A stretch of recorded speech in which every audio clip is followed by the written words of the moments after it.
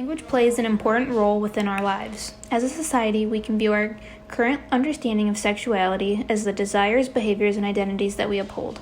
With this understanding, one may believe that our sexuality system is limitless. However, the language used in our sexuality system perpetuates heteronormativity, imprisoning those who do not identify within the heteronormative culture. Heteronormativity is the belief that heterosexuality, predicted from the gender binary of male and female, is the norm or default sexual orientation. So, at birth, we are assigned as male or female. In our heteronormative society, this sex assignment is supposed to then determine what gender we identify as. If you are assigned as a male, then you identify as a man. If you are assigned as a female, then you identify as a woman, and those are the attributes you therefore express. This then leads into the gender binary, where if you identify as a woman, you are supposed to be attracted to men, and vice versa. Men are supposed to be attracted to women. This then leads to what our society thinks is the norm: heterosexual relationships. As a heteronormative culture, we have adapted and placed our dominant sexualities in Gail Rubin's charm circle. This provides us with a hierarchical system of language in which those who belong to certain sexualities are seen as better than others. It allows us to analyze how constraining language is to those who are in the outer limits. Those found in the inner circle are privileged, while those in the outer limits are punished. The term homosexual was invented in order to classify the people with same-sex desires, but this new language was originally made to define these desires as a mental illness. This discourse allowed the world to understand these desires according to biology and allowed people with same-sex desires to claim an identity. It makes homosexuals fall into the outer limits of the charm circle. Even though today we now know homosexuality is not a mental illness, those negative connotations are still associated with the term. In order to counteract this negativity, reverse discourse can be used as a strategy. This strategy uses the language that oppresses you, such as the term homosexual, to gain freedom, which allows you to be heard socially. Openly reclaiming and identifying as the term denies the oppression from the term. The language surrounding homosexuality is spoken as wounded truths. Many people speak about homosexuality in a way that classifies people with same-sex desires as being depressed, suicidal, or subject to violence. The accepted language around homosexuality is known as the authorized vocabulary, which is the socially accepted way of talking about gayness. The difficulties with this language is that it normalizes the hate surrounding homosexuality and makes heterosexuality the norm. Activism on the subject can be used as an alternative narrative to the wounded language. Normalizing homosexuals in media and highlighting the joyous aspects of homosexual relations allows for homosexuals to not be seen as outcasts and welcomes them into the charm circle. A practice known as dude sex occurs when straight men engage in same-sex practices. What is seen as acceptable in these sexual practices of dude sex is made very clear by males to not to be thought of as gay and is actually done to reinforce a man's masculinity.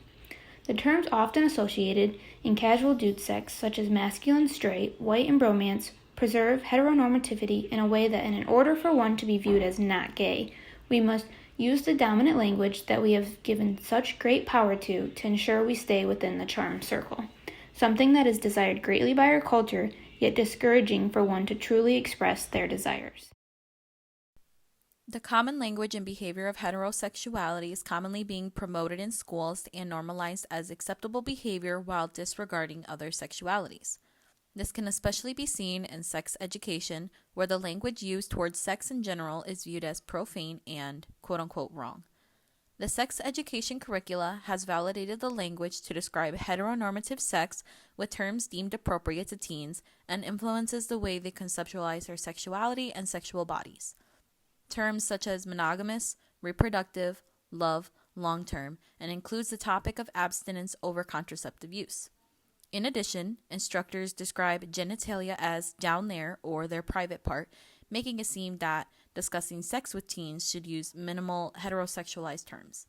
Because of this, same-sex sex is rarely spoken and seen as more dangerous and becomes highly stigmatized, creating fixed, negative stereotypes for not only same-sex sex, but as well as who's allowed to have sex. So this would be males are always thinking about sex and females are known as gatekeepers. Effectively discussing the reality of sex and sexual orientation to teens will lead them to a deeper understanding of the concept, leading to less feelings of isolation and shame. Not only does the language of heterosexuality influence teens in their sexuality and sexual bodies, but as well as children's development within the education system by sexual socialization. Teachers have the authority to decide terms, language, and behaviors deemed appropriate for their age to use in classrooms. Most often, these characteristics are associated solely with heterosexual norms. Due to the language, children are taught to be attracted to the opposite sex, become only friends with the same sex, and act their gender. In other words, girls are more repressed and feminine, while boys are more dominant and masculine. Children grow up with the idea they must act and have interests in one manner, and any other manner is deemed wrongful and non-normative. A model of conscious support for non-heteronormative individuals is one way to resolve the issue by not assuming all children are heterosexual and not using terms aimed towards a specific gender. In other words, girls are sissies and boys are stronger. We can begin to see a hopeful shift in our culture's sexuality system, such as through the practice of polyamory. Polyamorists have developed their own language and norms explaining how intimate relationships work. This has allowed us to understand how socially constructed language is, and if used to our advantage, one that gives us the ability to create more opportunities in the identities that we have. Language is something we should not see as a weapon determining our sexualities, but one that reclaims and invents new meanings. Therefore, through advocacy, reverse discourse, and effective discussion, and model of conscious support, the language that we choose to use to describe our sexuality will no longer be one that perpetuates heteronormativity, but one that is an opening for new identities that are no longer tied to a social script.